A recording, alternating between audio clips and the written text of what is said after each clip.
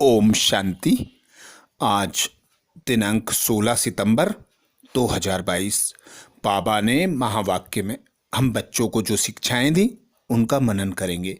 बाबा बोले, मीठे बच्चे, यह पूज्य और पुजारी ज्ञान और भक्ति का वंडरफुल खेल है।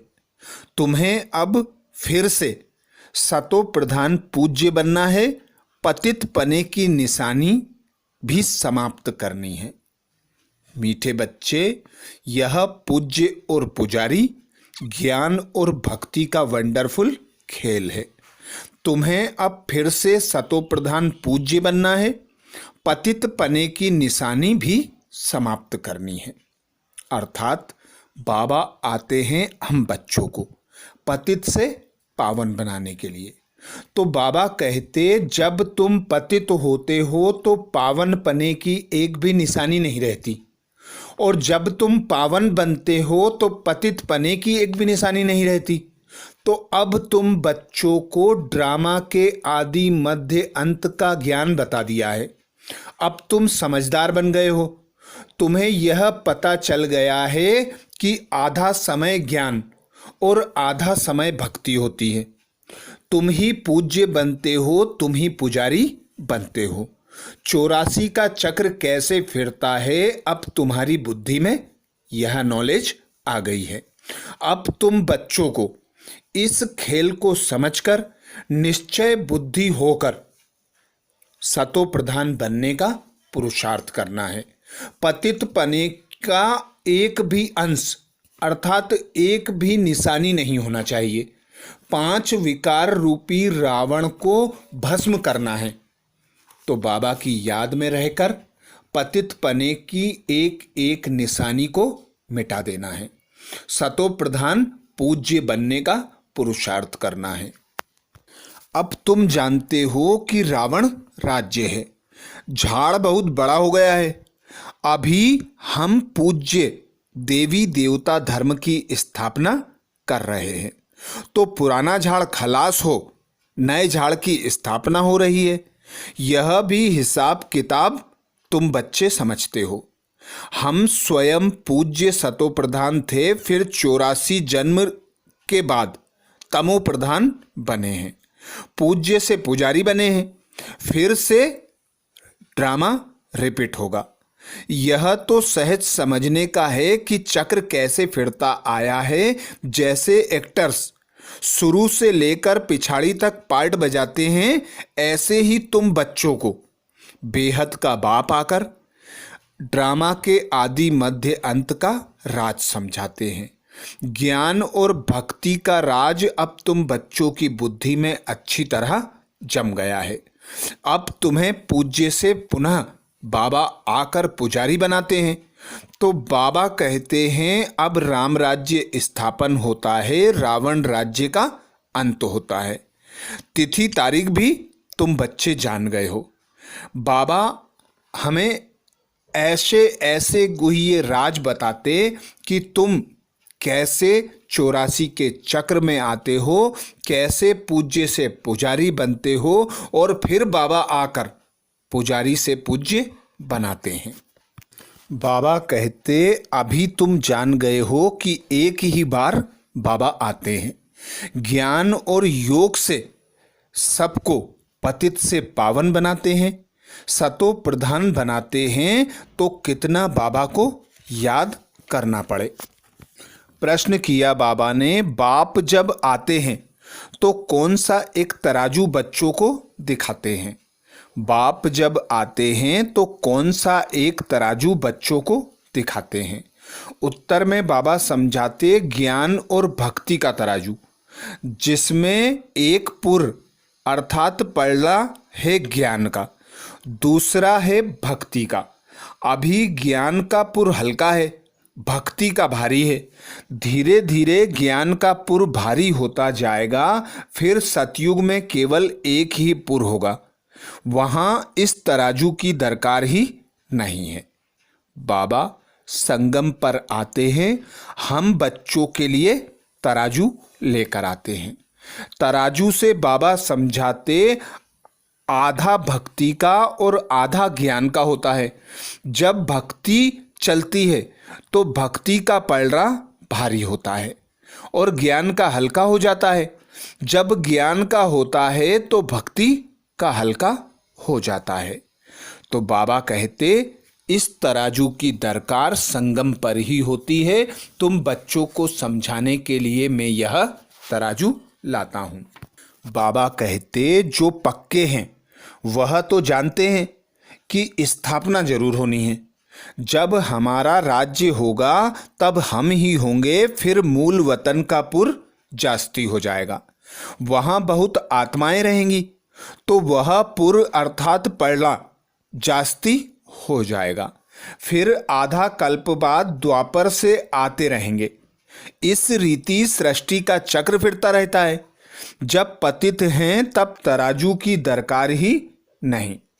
तराजू की दरकार ही तब होती है जब बाप आते हैं। बाप अपने साथ तराजू ले आते हैं। आगे बाबा कहते, तुम बच्चे कहते हो हम हैं ईश्वरीय संतान। बाप आए ही हैं सबको सुखदाई बनाने, कभी कोई को दुख नहीं देते। बच्चों को इतना ऊंच बनाना है, बार बार बाबा यही समझाते हैं। अपने पास नोट रखो, किसको दुख तो नहीं दिया। बाप सबको सुख देते हैं, हम भी सुख देवें। यह जीवन ही बाबा की सर्विस में लगाई है।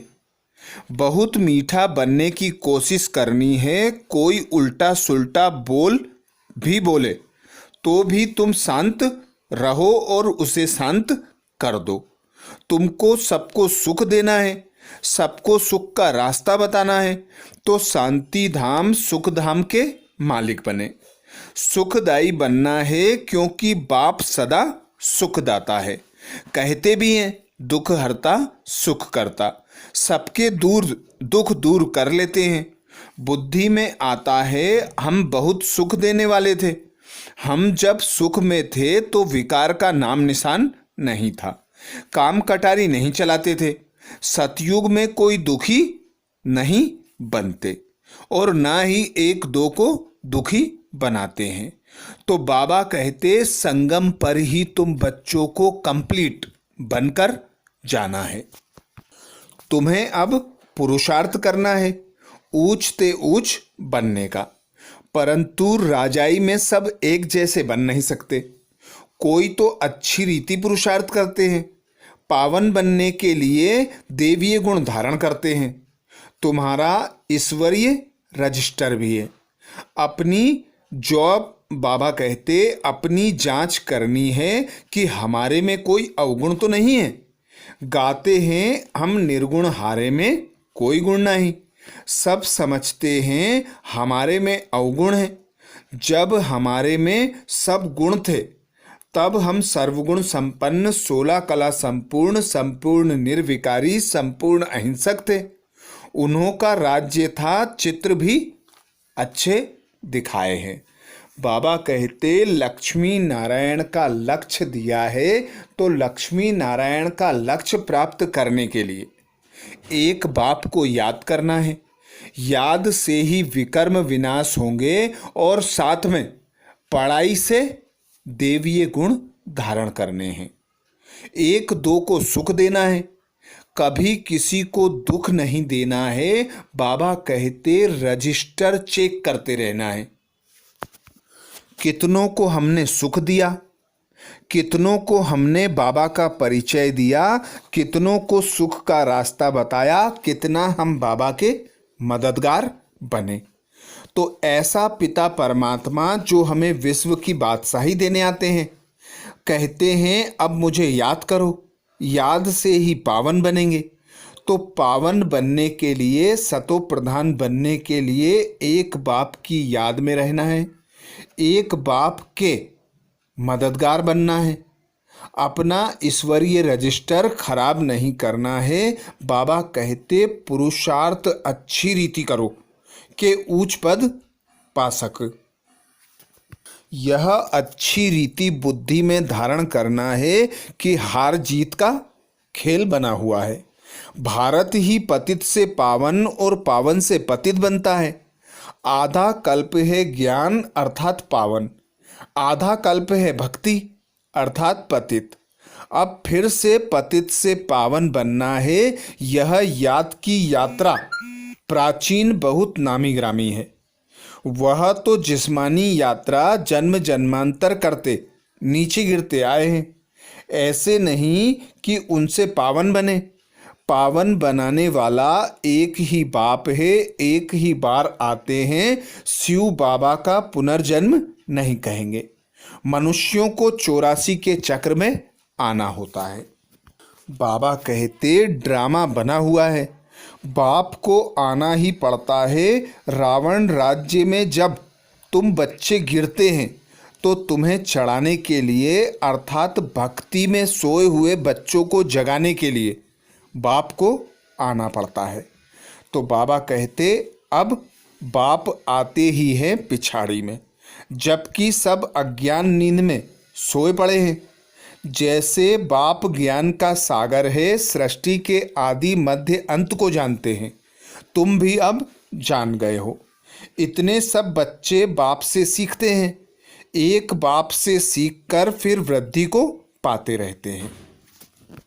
अच्छा, बाबा ने वरदान दिया। वरदान में बाबा बोले स्वदर्शन चक्र के टाइटल की स्मृति द्वारा पर दर्शन मुक्त बनने वाले मायाजीत भाव। स्वदर्शन चक्र के टाइटल की स्मृति द्वारा पर दर्शन मुक्त बनने वाले मायाजीत भाव। स्वदर्शन अर्थात सदा स्वदर्शन करते रहना, मनन चिंतन में अपने बुद्धि और मन को लगाए रखना। जब हम अपने मन बुद्धि को स्वयं पर एकाग्र करते हैं, स्व चेकिंग करते हैं, तब हमारा ध्यान पर दर्शन पर नहीं जा सकता। बाबा कहते स्वदर्शन को सदा स्मृति में रखो कि मैं आत्मा हूँ, मेरा पिता परमात्मा है। मुझे बाबा नर से नारायण बनाने के लिए गुण ज्ञान तथा शक्तियों से सजा रहे हैं। तो चेक करना है कहाँ तक मुझ में परिवर्तन आया है, कहाँ तक रोज नई उन्नति मैं कर रहा हूँ। तो जितना जितना स्व के ऊपर अटेंशन रखेंगे तो पर दर्शन से हम स्वतः मुक्त होते जाएंगे।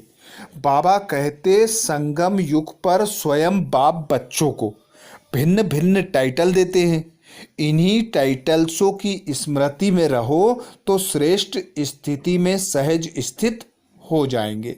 सिर्फ बुद्धि से वर्णन नहीं करो, लेकिन सीट पर सेट हो जाओ। जैसे टाइटल वैसी स्थिति। यदि स्वदर्शन चक्रधारी का टाइटल स्मृति में रहे तो पर दर्शन चल नहीं सकता। स्वदर्शन चक्रधारी अर्थात मायाजीत, माया उसके आगे आने की हिम्मत नहीं रख सकती। स्वदर्शन चक्र के आगे कोई भी ठहर नहीं सकता। अर्थात भक्ति मार्ग में स्वदर्शन चक्र दिखाया, जिसके आगे कोई भी असुर टिक नहीं सकता। ऐसे ही बाबा कहते यह जो निशानियां हैं, जो महिमाएं हैं, संगम युग की है। जब तुम स्वदर्शन चक्र को स्मृति में रखते हो तो माया का कोई भी रूप तुम्हें हिला नहीं सकता। माया तुम्हारे नज़दीक भी नहीं आ सकती। स्लोगन में बाबा कहते वानप्रस्थ स्थिति का अनुभव करो और कराओ तो बचपन के खेल समाप्त हो जाएंगे। वानप्रस्थ स्थिति का अनुभव करो और कराओ तो बचपन के खेल समाप्त हो जाएंगे। अर्थात हम बच्चों को बाबा आकर वानप्रस्थी बनाते।